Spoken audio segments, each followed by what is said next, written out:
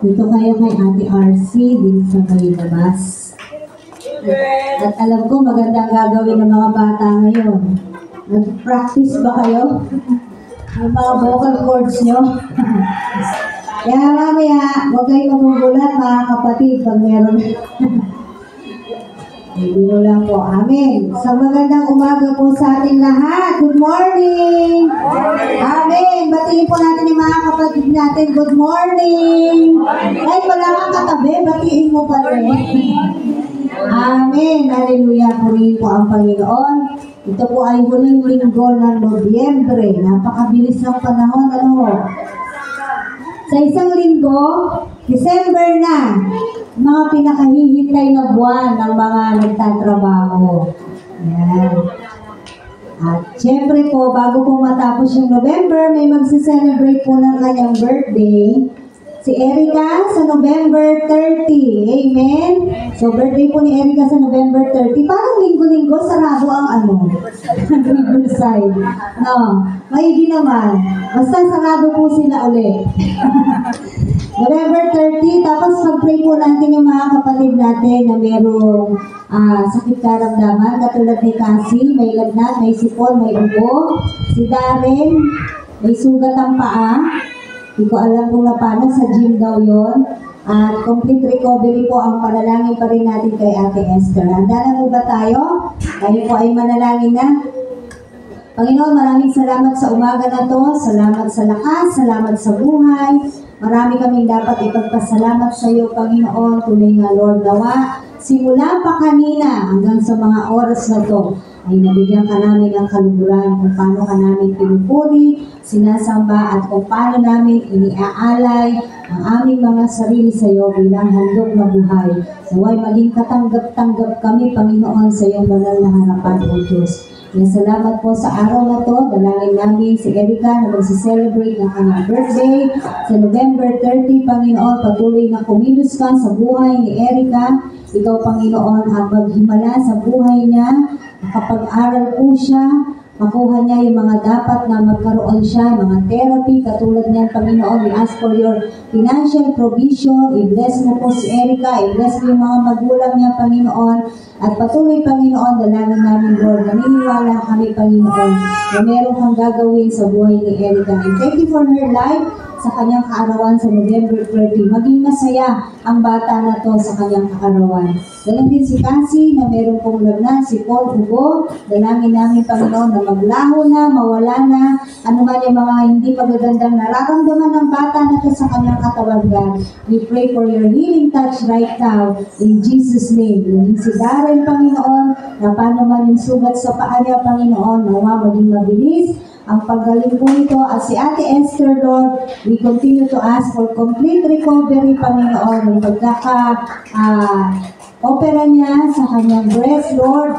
Dalangin namin, Panginoon, wala na anumang mga cancer cells sa kanyang katawan right now in Jesus' name. At sa bawat isa sa amin, kung meron man pong hindi magandang pakiramdam ngayon, Lord, ikaw po ang aming kagalingan, ikaw ang aming kalakasan, anumang dala-dala ng bawat isa ngayon, Lord, binibigay namin ito sa iyo. Gaano man ito kabigat, gaano man ito kagaan, binibigay po namin ito sa iyo, Lord God, dahil alam namin, Panginoon, sabi mo nga, Lord God, cast all our cares on you because you care for us, Lord. Kaya salamat, Panginoon, sa patuloy na pagmamahal, pag-aalaga na pinaparanas mo po sa amin, at hindi po kami lalabas ng iglesia mo, Panginoon. Hindi po kami napapagpala, bagamat ang dapat na nabibigyan namin ng kaluguran sa araw na to ay ikaw, Lord God. Ganun pa rin naman, Panginoon. Binibigay mo pa rin at binubuhos mo pa rin ang pagpapala mo sa bawat isa, sa bawat aspeto ng aming mga buhay. Kaya malugod ka sa umaga na to. In Jesus' name, Amen. Amen. Amen. Sa araw po na to ay pag-aralan natin yung nasa Lucas. Handa na po ba ang lahat? Asan ang mga Bible? Ayan, dapat may Bible po tayo. Lagi ko po yan sinasabi sa inyo. Maganda po na meron po tayong sarili nating mga Biblia. Buksan po natin ang ating Bible sa Lucas or sa Luke chapter 5 verses 27 to 32. Lucas 5 27 hanggang 32. Yan, nakita niyo na po.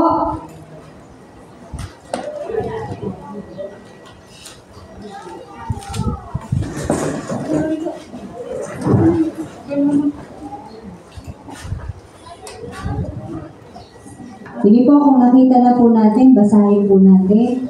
Ito po ay may subtitle, Ang Pagtawag kay Levi.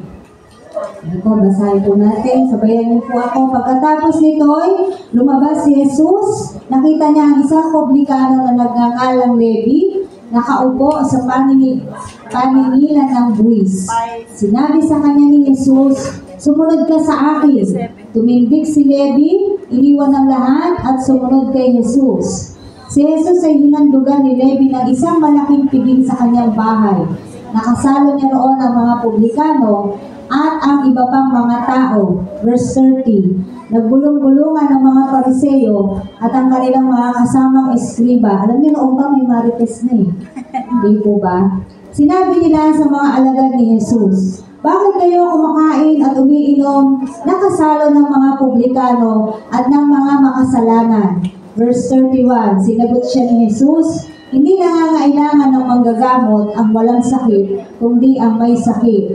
Naparito ako hindi upang tawagin ang mga matuwid, kundi ang mga makasalanan upang magsisi." Salamat Panginoon sa pagkabasa po ng iyong salita. Buksan mo ang spiritual na isip, mata, tainga ng bawat isa at maging sa mga paligid po namin na nakakarinig ng salita na to, O Diyos. Maging malakas sa kanilang mga buhay at dalhin mo ang mga panyapak po nila dito sa iyong iglesia. In Jesus' name. Amen. Amen. So, pero pong title, itong ating pinag-aaralan, Restoration of Sinners. Yan, tingnan natin kung paano ni-restore, paano binago ng Diyos ang buhay ni Levi. Si Levi po ay si Mateo. Trivia lang, no? Si Levi ay si Mateo or si Matthew na makikita natin sa first book in the New Testament. Si Levi, ang pangalan na Levi ay Hebreo. Yung Matthew ay Greek name niya. Kaya iisa lang po itong sinasabi natin si Levi at saka si Matthew na meron pong sinulat doon sa first book in the New Testament. Again, yung pangalang Levi, yan po ay kanyang Hebrew name. Yung pangalang Matthew, yan po yung kanyang Greek name. Amen? So, sino si Levi? Kilalanin po natin si Levi. Si Levi ay isang tax collector. Nangongolekta ng buwis. Kung katumbas nito sa atin, taga saan si Levi?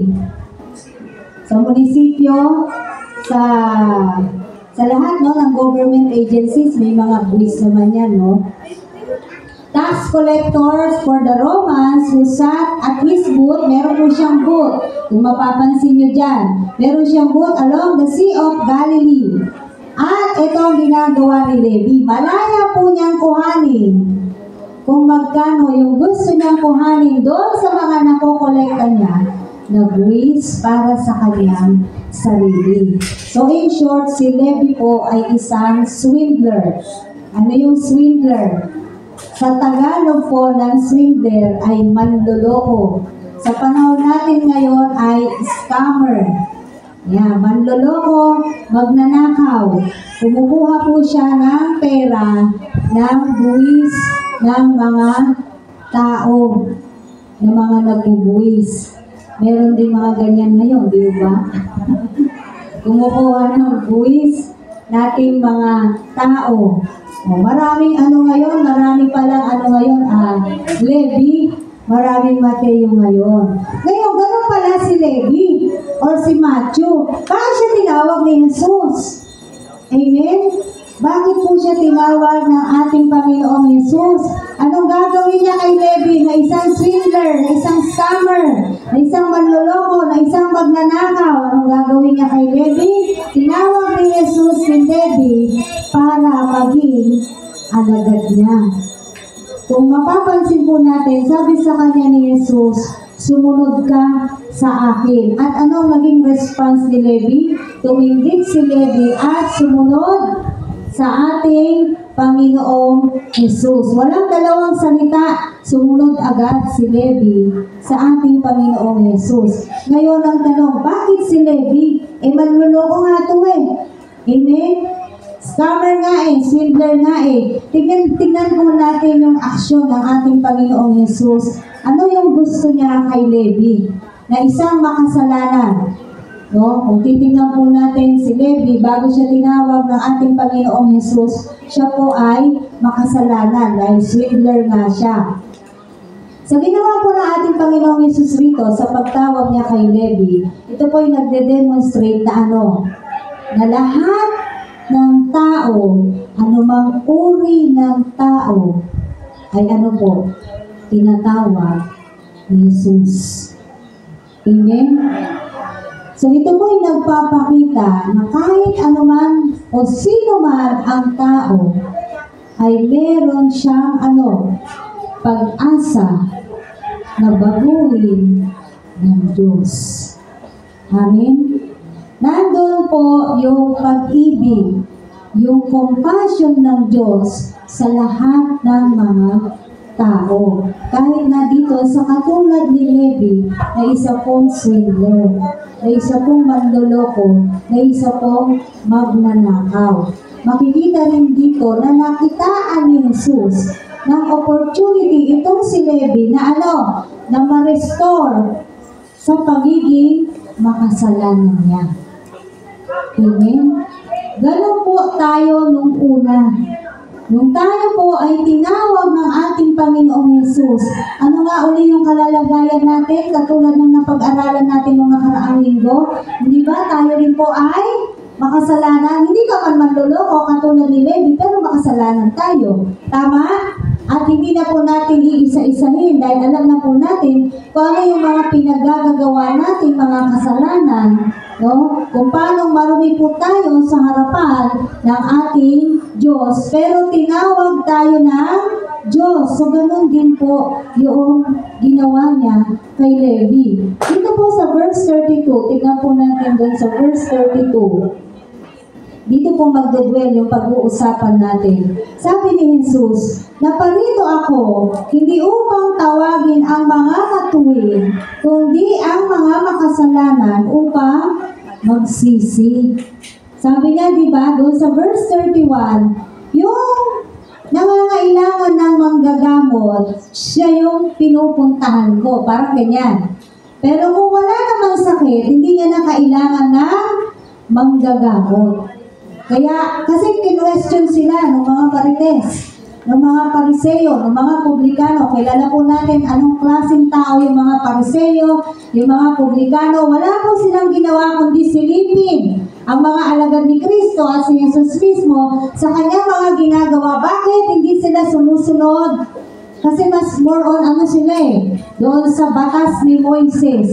More on paper, sila, document, sila. Yung pagsunod po nila nakabase doon sa kung ano ang sinasabi o batas na meron ang isang tao noong panahon po nila. So sila, kinwestiyon sila, makasalanan yan bakit kayo sumalo? Kasi di ba pinaghanda siya ni Levi? Pinaghanda sila. So ibig sabihin, nagkaroon sila ng fellowship, nagkaroon sila ng kainan. Ngayon kinwestiyon sila, bakit kayo sumasalo sa makasalanan? Amen? Bakit kayo sumasalo sa marurumi? Parang ganyan. Naakala mo napakalinis nitong mga Pariseo na to at mga Publikano na to. Kasi yun po yung tingin nila sa kanilang sarili. Na sila ay malinis, na sila ay magaling, na sila ay mabuti, na sila ay matuwid. Yan po ang tingin nila sa kanilang sarili. Kaya nung nakita nila na sumasalo si Jesus doon kay Levi, parang may kamukha po itong kwento na to. No? Si Sakeo, kilala niyo po si Sakeo? Yung maliit na tao. Ano rin ang trabaho ni Sakeo?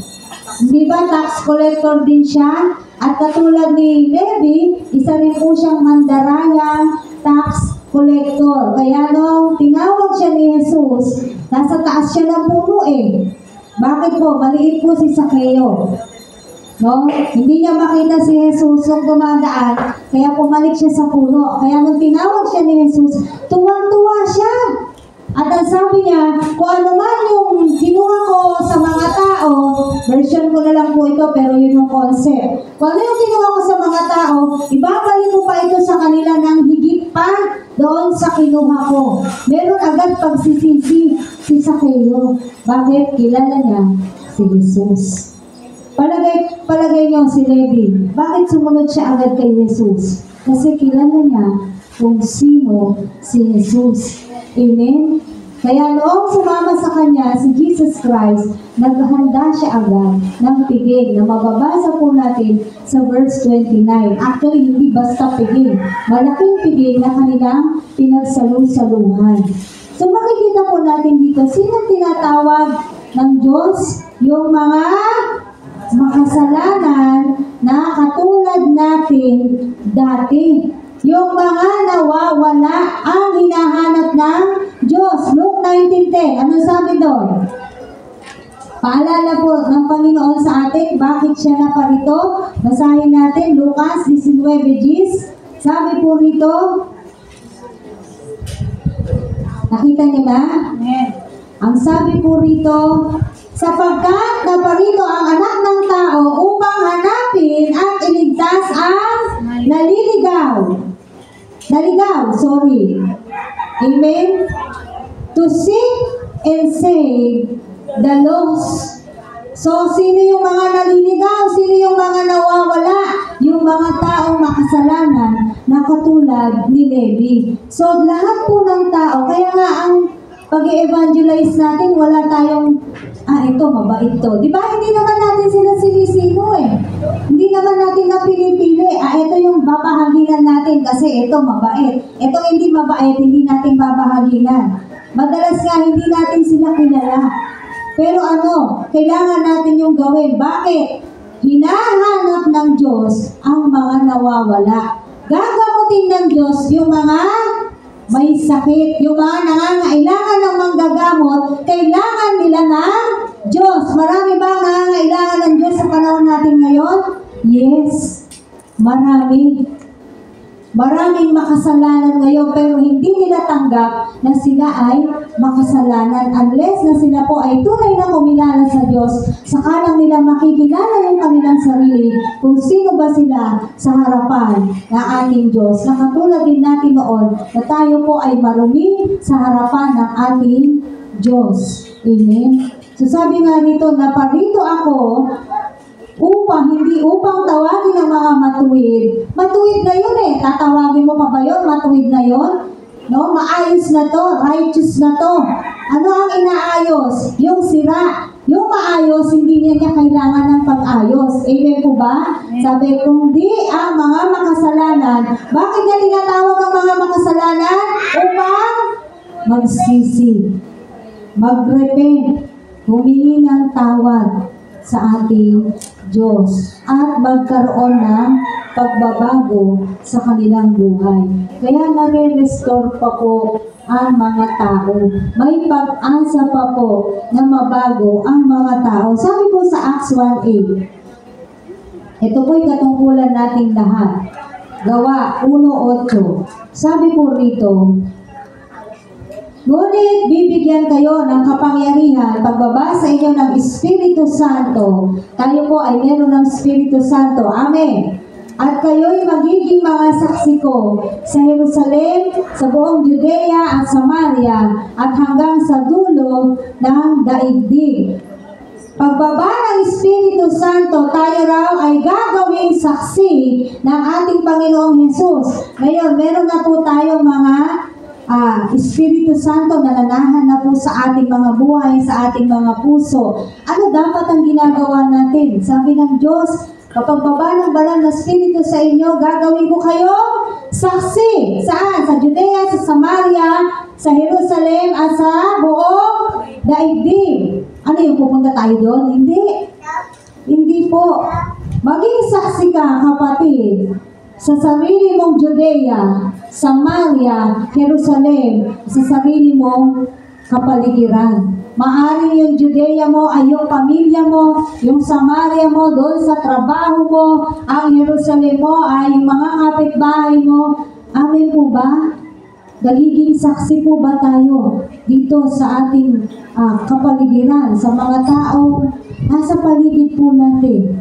Kaya napakahalaga po na tayo po ay nagbabahagi o nagiging saksi sa ating po mga napapaligirang mga tao. Sa yung mundong ginagalawan natin, dapat nagiging saksi po tayo. Ano yung saksi? Magpapatotoo ka na ano? Na si Jesus ay buhay, na si Jesus ay tagapagligtas. You will share the gospel, and the gospel is Jesus Christ. You will share the salvation sa iyong Judea, sa iyong Samaria, sa iyong Jerusalem. Naibahagi na po ba natin sa lahat ng kamag-anak natin ang salita ng Diyos? Diba hindi pa? Sa totoo lang, hindi pa po. Amen? Ngayon po, magdi-December na uli. Madalas ang mga tao, ang mga Pilipino magsasama-sama dahil holiday season. Amen? Uulitin ko, dahil holiday season. Sa mga Kristiyanong katulad natin, wala namang problema kung makakasama niyo yung mga pamilya ninyo, mga kamag-anak ninyo. It is because we're enjoying the holiday season, but we are not celebrating Christmas. Because December 25 is not the real birthday of Jesus Christ. Paulit-ulit natin sinasabi, no, na walang dahilan para mag-celebrate ka dahil hindi naman yun yung araw ng kanyang kapanganakan. Anong sinabi ni Jesus na dapat inaalala natin? Yung kamatayan niya. Amen? Mga kapatid, again, walang masama kung i-enjoy natin yung holiday season, pero hindi na tayo makikiisa sa kung ano yung ginagawa ng mundo. Nakuha po ninyo? Kasi sabi natin, tingnan niyo yung conflict, mga kapatid. Kahit naman dati, kahit born again na tayo, nakikiisa pa rin tayo Tama, no? Pero tingnan niyo po yung logic at pagiging conflict nito sa mga tao na hindi nananampalataya. Ganito po, tinuturo ninyo na hindi birthday ni Jesus Christ ang December 25. Ngayon, bakit kayo nangangaroling? Nakuha nyo? Bakit kayo may dekorasyon? Nakita nyo yung conflict? Bakit kayo nagsiselebrate? Kung sinasabi ninyo na hindi naman December 25 ang birthday ni Jesus Christ, bakit ginagawa ninyo yung mga ginagawa ng mga tao na naniniwala na ito talaga yung kanyang birthday? Hindi mo ba conflict? Kaya inuunti-unti natin na kumalas o kumalang sa mga ganong gawain. Kasi magtataka sila. Tingnan mo yung mga born again na yan. Sinasabi nila hindi raw December 25 ang birthday ni Jesus Christ. Hindi daw dapat mag-celebrate. Pero tingnan mo, anong ginagawa nila? Nakuha po ninyo ito. Di ba conflict? Anong saysay nung tinuturo natin kung makikiisa po tayo sa kanila? Hindi tayo na-restore.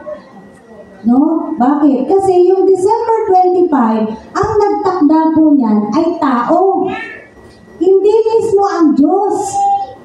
Tao po ang nagtakda ng December 25. Kahit i-research niyo pa po yan. Kaya hindi na tayo dapat nakikiisa. Yung Thanksgiving po natin, gusto kong maging maliwanag. Nagte-Thanksgiving tayo tuwing December, you know why? Because sa loob ng isang taon na tayo iningatan ng Diyos, na tayo pinagpala ng Diyos, na tayo minahal pa rin ng Diyos sa loob ng isang taon, karapat-dapat lamang na magpasalamat tayo sa Diyos, maglaan tayo ng isang linggo para yun yung gagawin lang natin, magpasalamat sa Diyos. Ibig sabihin, December lang tayo magpapasalamat. Hindi. What I'm trying to say is, major ba? Amen? Every day pwede tayong magpasalamat sa Diyos. Pero yung Thanksgiving Day natin, kaya natin ginagawa, kasi sabi nila, pinalitan nila naman yung Thanksgiving ng Christmas party. Hindi ho. Hindi. Gusto ko maging maliwanag sa inyo bakit tayo nagte-Thanksgiving kasi nagpapasalamat tayo sa Diyos na sa loob ng isang taon, nandito pa rin tayo. Ang daming pagpapala ng Diyos na dumaan sa atin at pinaranas sa atin ng Diyos. Yes, may problema, pero hindi tayo pinabayaan ng Diyos. Yun po yung dahilan. Amen. Palakpakan natin ng Diyos. Amen. Yun yung dahilan kung bakit tayo nagte-Thanksgiving at hindi yun pinalitan ng Christmas party. Kaya wag na po kayo magtataka kung hindi na tayo nag-exchange gift. Kung gusto niyo magregalo sa kapwa ninyo, wala pong problema. Amen. Halimbawa, si Josie, gusto niya ako regaluhan. Natin. Walang problema. Tanggapin mo. Kasi blessing yan. No? Gusto niya kasi gusto kanyang pasalamatan. Ganun po ba? Hindi, bukod sa Diyos, marami rin tayong taong dapat pasalamatan sa loob ng isang taon na ginamit ng Diyos para sa buhay mo. Para sa buhay ko. They deserve. Deserve po ng mga tao na yon na ginamit ng Diyos na sila po ay pasalamatan. Amen. A simple token will do. It will be appreciated with our brothers and sisters. That's the reason why we have Thanksgiving Day. Bukod sa Diyos na mag-o-offer tayo sa Panginoon, pwede rin po tayong magpasalamat sa mga tao na gusto ninyong pasalamatan. Walang dapat mag-question sa'yo, ay Nanay Emma, ba't siya binigyan mo? Ba't ako hindi? Wala nang gaganon. Kasi yun yung gusto niyang pasalamatan. Kaya wala nang magtatampo sa inyo, bakit binigyan yun? Ba't ako hindi? Huwag na po natin sisilipin yung ganon. Ngayon, nagkakaintindihan na tayo, bakit yung binigyan niya? Bakit ikaw hindi? Hindi nangangahulog ang hindi ka niya lang. Kung hindi nagpapasalamat siya, yung tao na yun, ginamit ng Diyos para sa buhay niya. Amen, mga kapatid. And that's the life of restoration. Marunong tayong magpasalamat. Marunong tayong yung gratitude. Grateful heart. Yan. Yung hindi ka lang basta parang wala lang nangyari sa'yo, tinulungan ka ng, hindi ko sinasabing gawin niyo talaga to, pero it's your conviction. Amen. Nasa inyo po yan. Pero gusto ko lang sabihin, hindi naman po bawal na magpasalamat kayo sa tao at gusto niyo siyang i-appreciate, gusto niyo siyang bigyan ng regalo, pwede.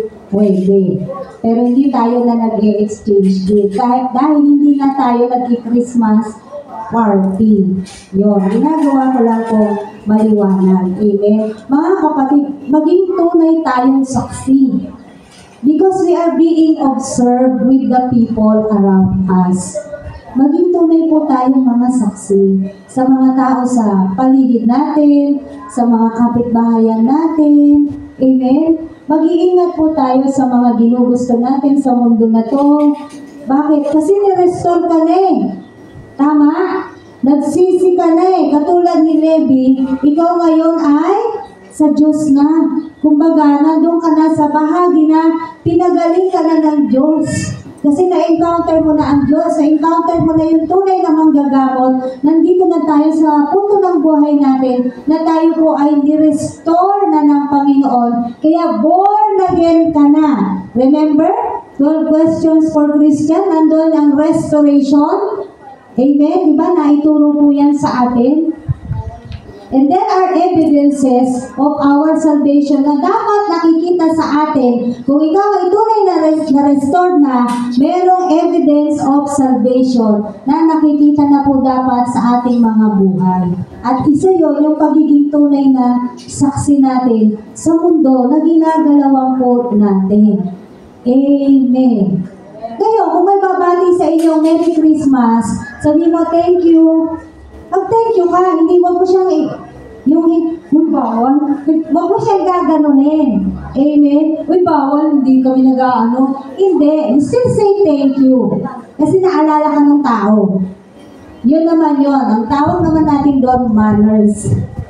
Amen? Manners naman yung tawag doon. Hindi porke hindi natin yung sinaselebrate o nagbabatian tayo ng gano'n, hindi natin ginagawa, hindi nyo napapansinin yung mga, kasi panigurado may babati. Tama? panigurado mo may babati. Sabi niyo, thank you, God bless you. Ayan. Hindi, tapos ang usapan. Amen. Kasi, kailangan maging tunay tayong maging saksi sa ating mga kapaligiran. Tignan niyo yung mga bahay niyo, baka may mga nakatayo dyan na puno. Yung puno sa labas. Wala po sa loob ng bahay.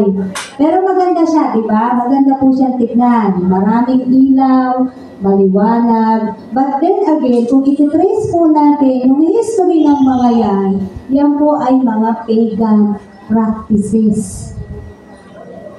Amen. Kaya hindi na rin natin nilalagay yung mga yan sa ating mga tahanan. Kami dati talagang si Polo gumagawa pa po ng sarili naming Christmas tree. Pero nung nakilala na namin at naituro yung mga bagay na yan, unti-unti hindi na po namin ginagawa. Bakit? Kasi na-restore na tayo ng Diyos. Ngayon, matagal na tayong Kristiyano, dapat hindi na po tayo, kumbaga hindi na yun question. Hindi ka na dapat nagtataka. No? At hindi ka na rin dapat nakikiisa sa mga bagay na ginagawa ng mundo. Bakit ba nila yun ginagawa? Kasi nga meron silang celebration na ginagawa. Amen. No? Ano pa? Matthew 28, 19 to 20. Mateo 28. Una, bilang mga na-restore na, maging tunay tayong maging saksi ng ating Diyos sa ating mga kapaligiran. Sa Matthew 28, verse 19 to 20, sabi po rito, alam ko, memorize niyo na to. Amen? Kaya humayo kayo at gawin niyong alagad ko ang lahat ng bansa. Bautismohan niyo sila sa ngalan ng Ama at ng Anak at ng Espiritu Santo at turuan sumunod sa lahat ng ipinag-utos ko sa inyo. Tandaan ninyo, ako'y laging kasama ninyo hanggang sa katapusan ng sanlibutan. Bilang mga nire-restore na ng God, no? O na-restore na ng Panginoon. Si Levi po, ito yung ginawa ni Jesus sa kanya. Inayuhan siya at ginawa niya, ginawang alagad. Kaya nga si Matthew, one of his disciples, amen po ba? Kasi ito yung sinasabi niya, yung sinasabi mismo ng ating Panginoong Jesus, yung pinag-uutos niya, ginawa niya na.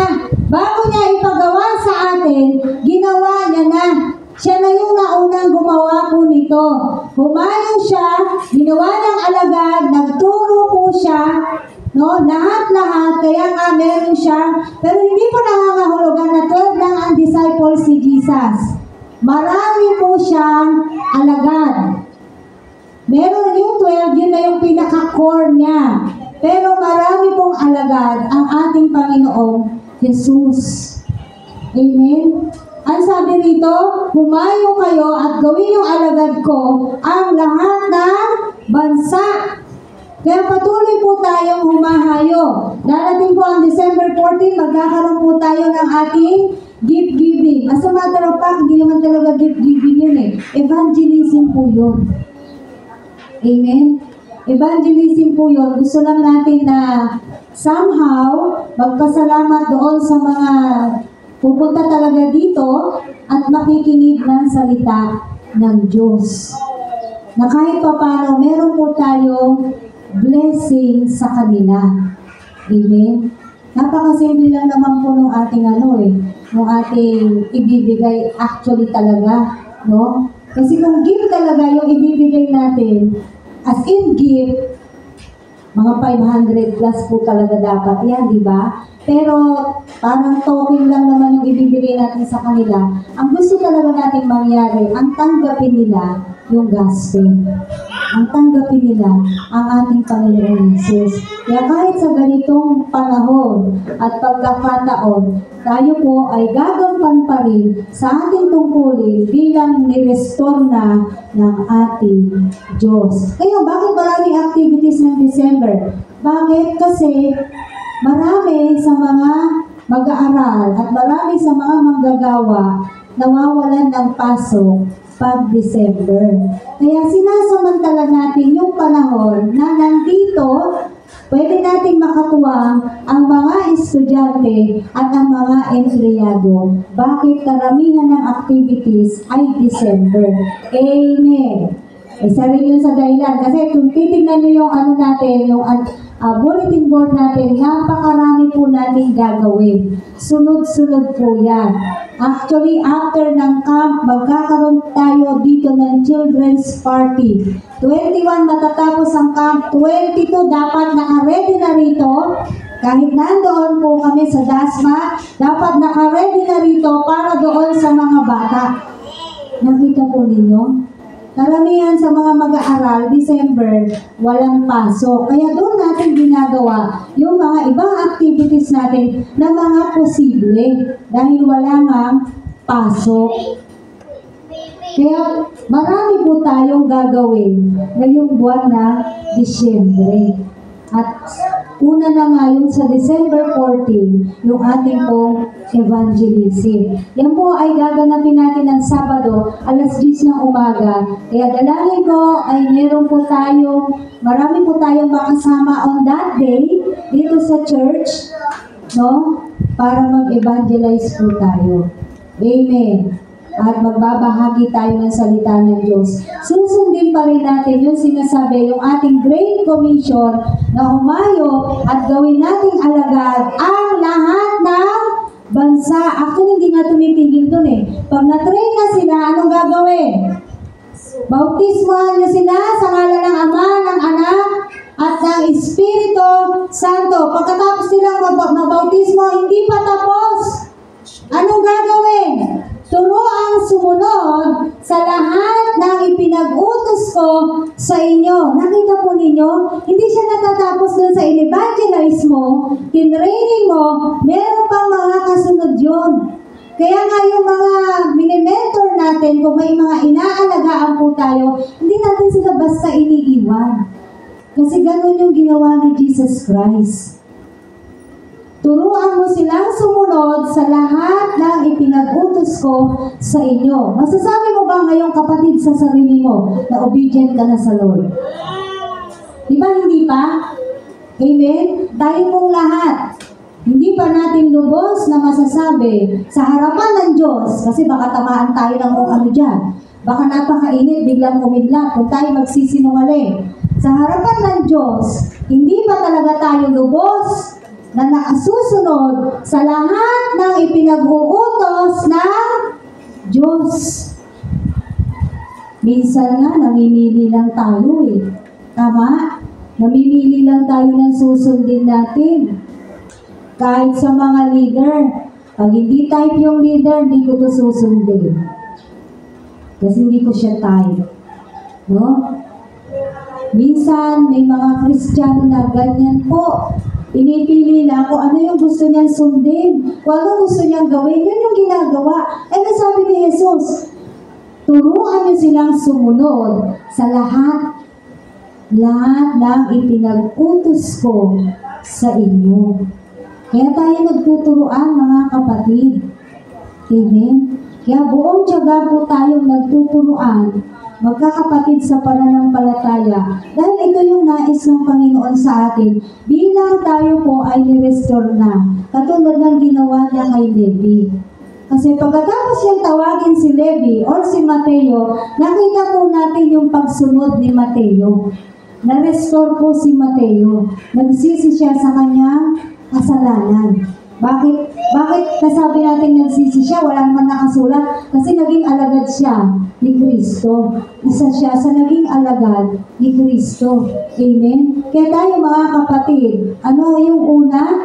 Bilang ni-restore na tayo ng ating Diyos, maging tunay tayong saksi. Pangalawa, gawin pa rin natin yung Mateo 28, 19, 20. Hindi po yan natatapos. Halimbawa, matapos ka na dito sa isa, meron uling bago tayong dapat na gagawin nating alagad. So, wala pong katapusan yung ating pangangalaga sa mga tao. Hanggat hindi sila nagiging tunay na alagad, hanggat hindi sila nakasusunod sa lahat ng ipinag-uutos ng Diyos, hindi po natin sila tatantanan.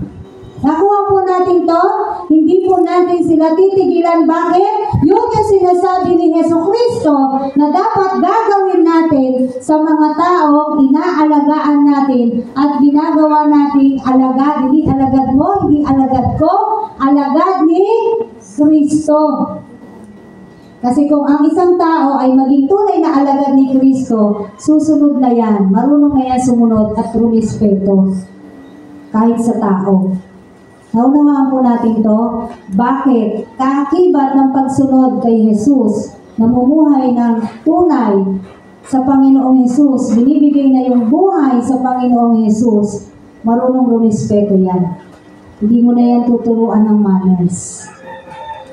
Kasi susunod yun eh. That's one of the evidence of salvation. Hindi pwedeng i-restore ka, tapos ang pangit pa rin ang ugali mo. Nakuha niyo po ito? Hindi pwedeng sinabi mo na ni-restore ka na ni God, pero sakit ng ulo ka pa rin ng magulang mo. Hindi pwede yung ganun. Ni-restore ka talaga ng Diyos para magsisi ka, para magbago ka, at para sumunod ka sa lahat ng pinag-uutos ng Diyos. Kung isa sa buhay po natin ang mga bagay na to, unti-unti magbabago ka bilang isang tunay na alagad ni Kristo. Kung meron man sigurong i-correct sa atin, mga small things, minor things, pero mas madalas yung, alam mo yun, yung hindi ka na po problemahin. Nakuha niyo po yung punto. Kung isang Kristiyano ay tunay na alagad na ni Kristo, hindi ka na iisipan kung anong dapat gawin sa'yo. Amen? Bakit? Kasi alam mo na eh. Nakakaintindi ka na eh. Marunong kang sumunod eh. At nagkukusa.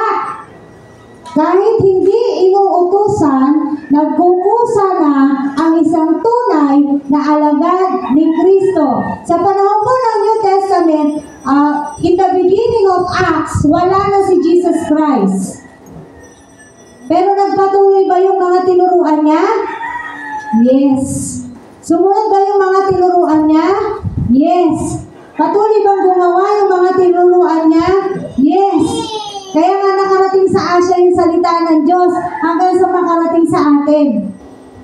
Dahil hindi sila tumigil sa pagbabahagi at pagsunod sa ipinag-uutos ng Diyos sa kanila. Bakit? Naintindihan na nila, naunawaan na nila, eto na yung buhay nila. Bakit? Ni-restore na kasi sila ng God. Ganon din po sa atin mga kapatid. Bilang mga ni-restore na ng God, dapat at karapat dapat, hindi ka na laging sinasabihan. Hindi ka na rin dapat laging nire-remind. O ganito ha, ganito ha, ganito ha. Hindi ka na rin dapat inuutusan. Marami po sa atin dito may ministeryo na. Amen. Dapat alam mo yung tungkulin mo. Kaya nga nagte-training eh. Ano yung training natin ulit? Discipleship. Kaya nga nagte-training eh. Ngayon, nagte-training ka tapos parang wala pa rin. Hindi ka pa rin maasahan. Palagay mo ba pagkatapos ng training, karapat dapat kang maging alagad ni Kristo? Kayo mag-assess. Kaya nga after the training, may assessment yan. Hindi porke natapos ka ng training, gagawin ka ng alagad. Titignan natin kung karapat dapat na. Dahil on the process of training, dapat meron nang nakikita sa iyong pagbabago. Amen. Mga kapatid, kung matigas ang ulo mo noon, dapat medyo lumalambot na ngayon. Kasi nasa bukto na tayo. Tama mo ba? Kung hindi ka sumusunod noon, dapat ngayon medyo sumusunod ka na.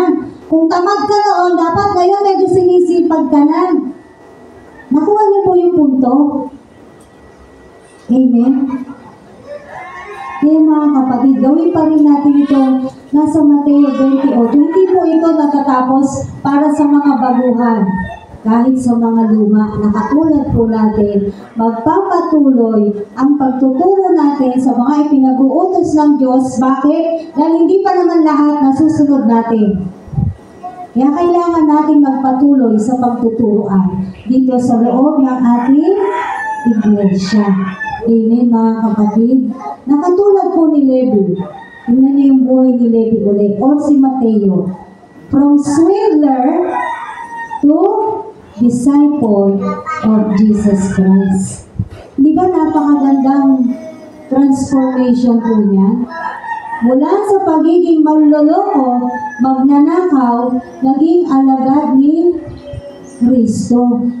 Ngayon ikaw, mula sa pagiging ganito, kung ano ka man, ngayon, ikaw ay isa ng alagad ni Kristo. At patuloy na tinuturuan, patuloy na inaalagaan, patuloy na pinagtsatsagaan, dahil, anong sabi? Tayo po ay kailangang magturo na sumunod ang bawat isa sa lahat ng ipinag-uutos ng Diyos. December 14, wala po yung pasok. Kasi Sabado yan. Except sa mga public yata, nagbabayad yata sila, no? Kaya sana meron po talagang makakasamang ibang mukha dito para bumayo. Para marami po tayong mapuntahan. Kasi kung iilan lang naman uli ang dadalo para sa evangelism, kung konti lang din yung mapupuntahan. Nakuha niyo po ito, parang 1+1 lang naman yan eh. Kung konti yung tao, kung konti yung mapupuntahan. Marami yung tao, maraming mapupuntahan. Amen. Maraming mababahaginan, maraming maiimbita na pupunta dito sa iglesia. Para kanino ba ito ginagawa natin? Para sa church, para sa Diyos. Utos niya yan eh. Naparito ako para tawagin yung mga makasalanan. Hindi literal na bababa rito si Jesus Christ at siya yung gagawa nun. Sinong gagawa? Tayo. Kasi pag dumating na si Jesus Christ, tapos na po. Tapos na ang lahat. Wala na tayong gagawin. Maghihintay ka na lang kung kasama ka niya o hindi. Nakuha po natin to. Kaya sino gagawa nito? Tayo na mga tinawag na ng Diyos, tayo na mga tinuturuan ngayon, tayo na na-restore na ng ating Panginoong Jesus. Na katulad ni Levi, isinabuhay niya talaga. Nung tinawag siya ni Jesus Christ, sinabuhay niya talaga yung pagkatawag sa Kanya ng ating Panginoong Jesus. Kapatid, isabuhay mo yung pagkatawag sa iyo. Di ba kamang-mangan sa harapan ng Diyos ang katalinuhan, karunungan dito sa mundo na to? Sino mga ginagamit niya? Yung mga inaakala nating walang alam. Tama po ba? Bakit? Anong dahilan? Bakit yun ang tinatawag ng Diyos? Para ipahiya yung mga marurunong sa mundo na to. At hindi sila magmalaki na sabihin na kaya yan nangyari dahil sa aking karunungan, dahil sa aking katalinuhan. Ang galing ko kasing magsalita, ang galing ko kasing mag-share, ang galing ko kasing magturo sa aming discipleship. Ay, no. Huwag mo kukunin ang credit. Granted na magaling ka, pero do not get the credit. Soli Deo Gloria. To God be the glory alone. Kung naging magaling ka, salamat sa Diyos. Amen? Regalo kasi sa iyo yun ng Diyos. Hindi mo yan dapat ipagmalaki. Gamitin mo yan, yung galing na binigay sa iyo ng Diyos. Ano sabi? To equip. Ano ba yung ano? Sa Timoteo, yung Word of God, anong sabi? Yung all scriptures are God-breathed. First Timothy ba yun o second po? Second Timothy. Salamat. Ayan, balikan lang natin ha. 2 Timothy chapter 3, verse 16. Lahat ng kasulat ay kinasihan ng Diyos at magagamit sa pagtuturo ng katotohanan, sa pagpapabulaan sa maling aral, sa pagtutuwid sa likong gawain, at sa pag-angkay sa matuwid na pamumuhay. Sa gayon, ang lingkod ng Diyos ay magiging handa sa lahat ng mabubuting gawain. Sino yung may English version na may nakalagay na word na equip? Meron kayo? Meron ka kayo? Equip yan? Hindi. 16.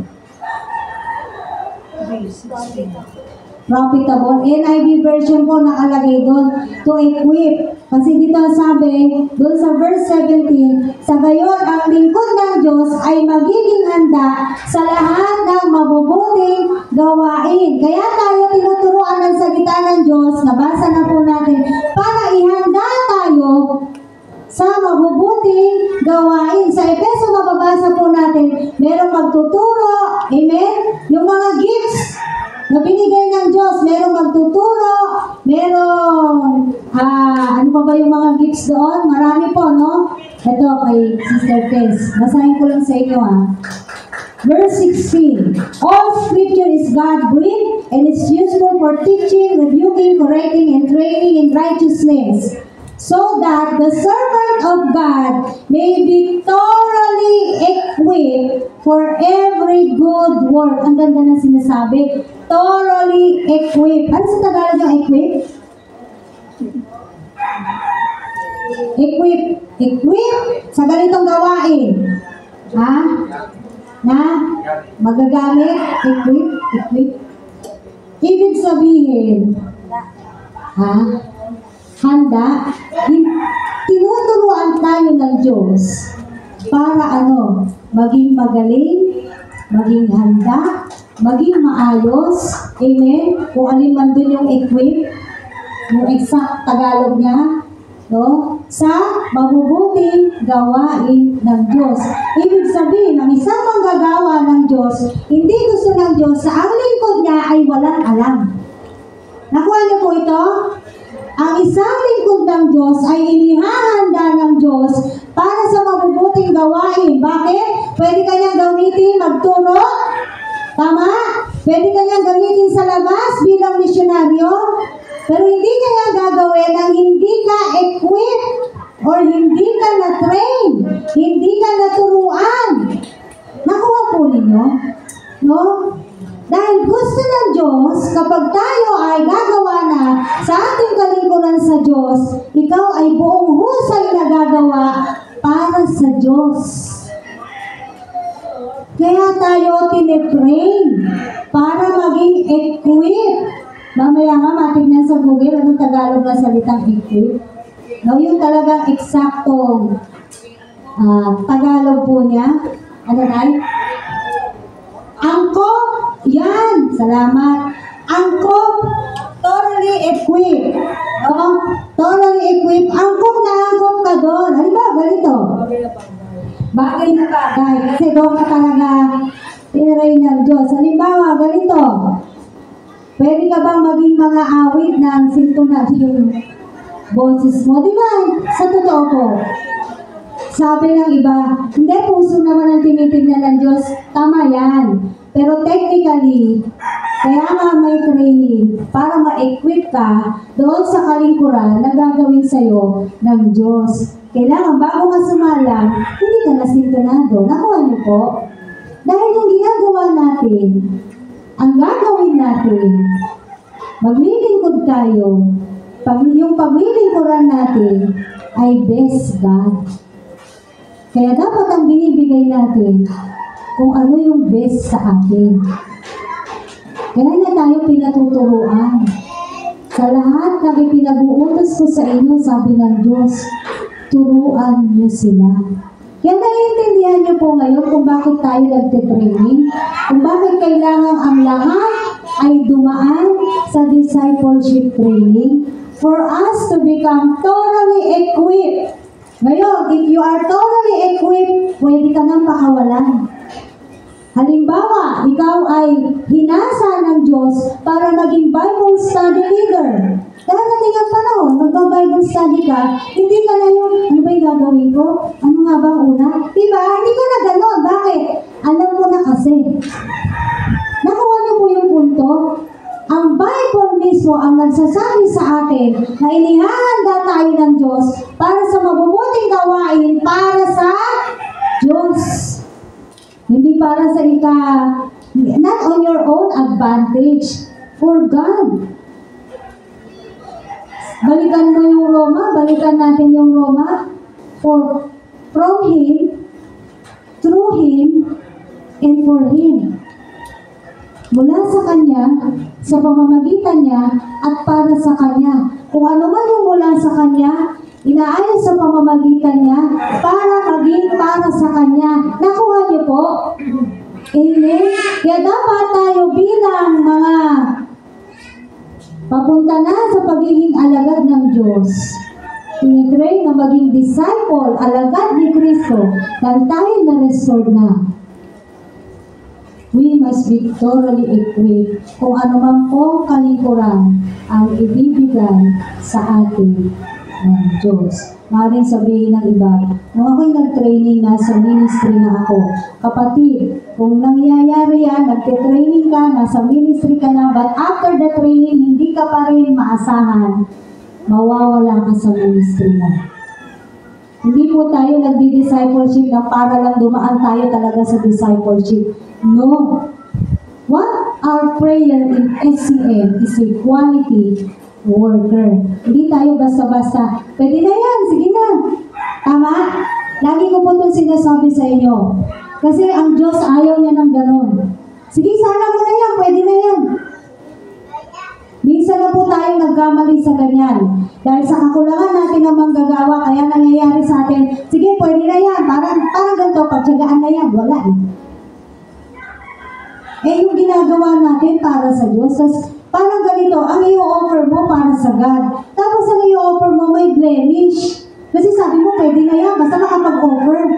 Nakuha niyo po yung punto? Ayaw ng God ng offering na may blemish. Anong gusto niya? Malinis na offering.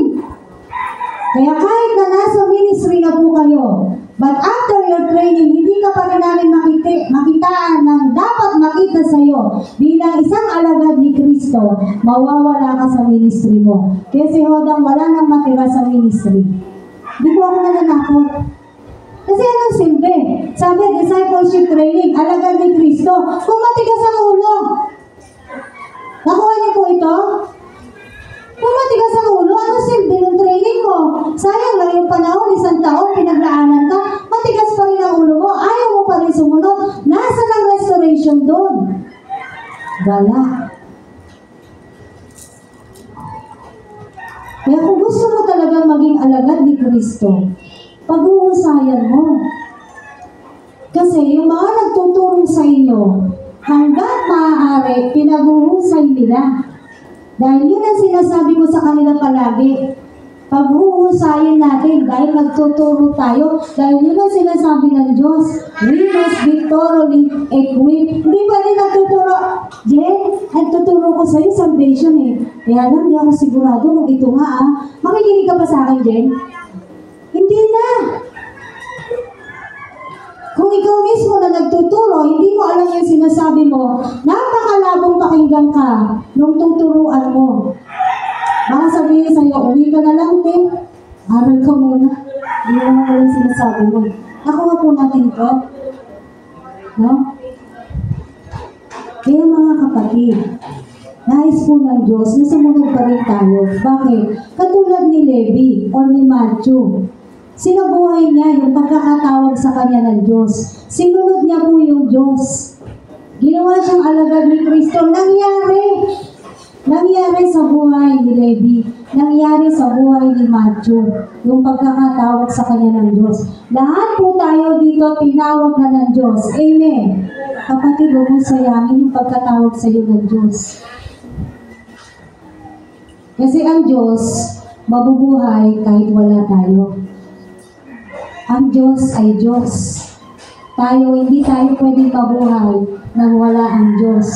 Hindi natin kayang iligtas ang sarili natin nang wala ang Diyos.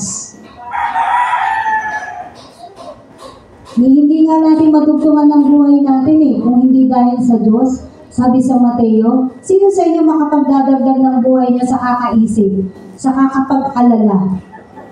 Diba, wala namang makagagawa nun. Sino lang makagagawa nun? Ang Diyos. Kaya kailangan natin ng Diyos. Lahat ng ginagawa natin dito para sa ating Diyos. bilang mga nirestore na ng God na katulad ni Levi na tinawag ng Diyos, sinabuhay niya yung pagkakatawag sa kanya ni Kristo. Kapatid, ito na yung panahon na dapat isabuhay na rin natin yung pagkakatawag ng Diyos sa atin. Ngayon, kung hindi mo yung gagawin, may iba po siyang tatawagin. Hindi po tayo kawalan sa Diyos. Tandaan po natin yan. Huwag kang masyadong mataas ang tingin sa sarili mo. No? Na ay, ang ministry na yan, pag wala na ako, ano na yan, pangit. Huwag kang magkakamaling sabihin yan. Tatakbo ang gawain ng Diyos kahit wala tayo dahil may ipapalit ang Diyos sa atin. Kaya wala tayong ipagmamalaki sa Diyos. Kaya huwag mo sabihin, ako, hindi yan makakapag-service pag wala siya mo. Hindi po. Mangyayari, may gagamitin at may gagamitin ang Diyos. Amen? So since nandito na rin lang tayo, uulitin ko, nandito na rin lang tayo, edi, lubos-lubusin na po natin yung pagkatawag ng Diyos sa atin. Gawin na po natin, isapamuhay po natin yung pagkatawag sa atin ng Diyos. Isapamuhay natin kung ano yung natututunan natin sa training. Dahil gusto talaga natin maging alagad ni Kristo. Amen? Gusto natin maglingkod sa ating buhay na Diyos. No? Naisin mo, i-desire mo na maging magaling ka para sa Diyos. Para sa iyong mga nakahandang kalingkuran na ipagagawa sa iyo ng Diyos, maging magaling po tayong lahat. Amen. Gugustuhin natin maging magaling para sa Diyos, hindi para sa sarili mo. Para pag ginamit ka na ng Diyos, anong sabi? We are totally equipped. Angkop na angkop ka na doon. Doon sa ilalagay sa iyo ng Diyos na ministeryo, doon sa ipagagawa sa iyo ng Diyos. Amen. Nawa po, meron po tayong natutunan at napulot sa umaga na to. At nawa, hindi nyo lang po ito basta naririnig, kung hindi isa sa pamuhay po natin, lahat po ng ating natututunan. Amen. Tayo po ay manalangin. Hallelujah. Purihin ang ating Panginoon sa oras na to. O Diyos, salamat. Una, salamat, tinawag mo kami, Panginoon. We're very thankful and grateful for your calling, Lord. Thank you for choosing us. At salamat dahil yung puso namin, pinalitan mo ng puso na nagmumula sa iyo, kaya tumugon kami, Panginoon. Salamat, God. Salamat. Nandito po kami ngayon sa iyong banal na harapan upang minsan pagad. Bigyan ka ng karangalan, itaas ang pangalan mo, at magpasalamat sa iyong mga ginagawa sa amin. Salamat sa bawat pagkakataon na binibigay mo sa amin, na kami matuto, na kami maturuan. Nawa patuloy kami maging humble sa iyong banal na harapan. Nawa naisin namin na sumunod sa iyo. Naisin namin na katulad ni Levi, from swindler to disciple of you, Lord God. Nawa, maging ganun din ang buhay namin, Panginoon. Na dati kami rin katulad ni Levi makasalanan, ngayon magiging tunay kaming alagad mo, Panginoon Jesus. Kaya God, salamat po, Lord Diyos. Yung pagiging alagad namin ngayon, hindi pa po kompleto. Marami pa po kami kulang. Dahil marami pa po kami hindi nasusunod na ipinag-uutos mo, God. Lord, patawarin mo kami kung meron lang kaming mga pinipiling kautosan mo. Dalangin po namin sa oras na to, sa bawat pinag-uutos mo, matutunan po namin sundin at hindi na po kami pipili. Kung ito ba ay kaya namin, kung hindi na namin kaya, hindi na namin gagawin. Dahil una sa lahat, ang magbibigay ng kakayanan para magawa namin yung pinag-uutos mo, ikaw din po yun, God. Ikaw rin ang nagpupuno sa aming mga kakulangan. Ikaw ang nagkakaloob ng karunungan. Sa iyo lang at nagmumula ang lahat ng bagay. Kaya maraming salamat, Panginoon Jesus. Hindi mo kami dadalhin o hindi mo kami uutusan o magpapagawa ng something sa amin na hindi kami handa. Kung hindi, inihahanda mo kami. Lord God, at gusto mo talaga kami equip bago mo kami isalang sa isang ministeryo na ikaw mismo ang magkakaloob sa bawat isa, lalo na doon sa mga wala pang ministeryo. Ikaw mismo ang kakausap sa kanila. Ikaw mismo ang kakausap at hihipo sa puso nila. Ikaw mismo ang magpapaalam sa kanila, Panginoon, kung saan mo sila dadalhin. Dahil tinawag mo na po sila. Katulad ni Levi, Panginoon. At sa pagtawag ni Levi, siya po'y buong pusong tumagon. Agad-agad po siyang tumugon. Nawa maging ganyan din po kami, Panginoon. Sa iyong pagtawag, kami agad-agad din tumugon sa iyo, Panginoon Jesus. Kaya salamat po sa umaga na to. Salamat sa iyong mga salita. Salamat sa mga aral na binigay mo po sa amin. Dalangin ang bawat isa sa amin, Panginoon. At gusto ng mga puso namin na kami po talaga ay maging tunay na alagad mo. Sa loob at labas ng iyong iglesia, maging tunay kaming alagad mo. Sa pangalan mo, Panginoon Jesus, ito po ang aming sinasamo sa iyo. In Jesus' name, Amen.